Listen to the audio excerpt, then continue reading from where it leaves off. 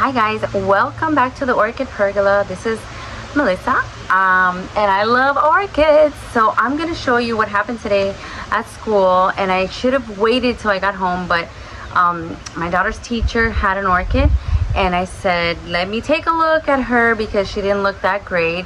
And I gave her some orchids, so sometimes I water them for her. And you know, of course, how fun, right, to be the caretaker of all the orchids of the school. So this one, and I should have waited, but this one was in a little sleeve pot. You know which kind, the ones that when you buy it, it's in the decorative. This is the decorative one, like this, something like this, right? And then there's a little inner sleeve, and I found this one to put her in. But guess what, when the moss came off, this is all that was left of her. So I'm going to show you what I'm going to do. I cut a little bit at my lunchtime at work. I couldn't wait, but I see one little tiny piece of root growing.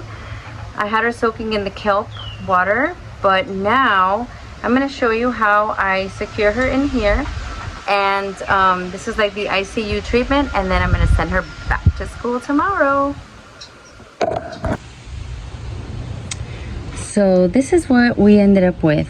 Now the 4 leaves that it's got were looking fantastic, but the roots, let me get this to focus, the roots were so bad. There is just hardly anything left at all on this.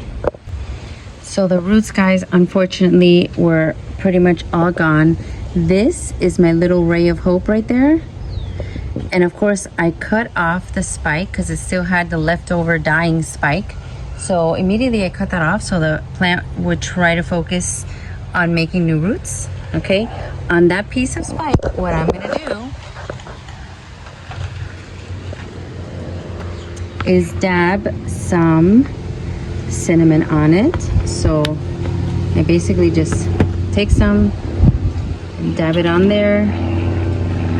That helps, guys, that helps a lot. So the next step, I'm going to take some hydrogen peroxide and I am going to spray it. Now it's been soaking in sea kelp for a little bit, so hopefully that'll help out the roots to grow. And then what I want to do is use this garden wire to somehow stabilize her in here so that I can put the media.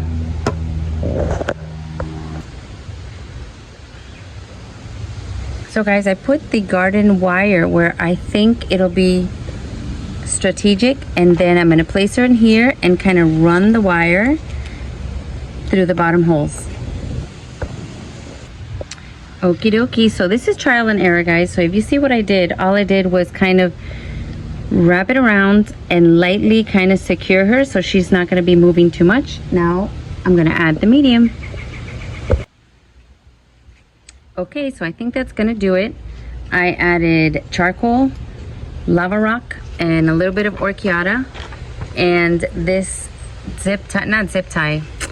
garden wire is going to give it some stability because it had no roots and it needs stability.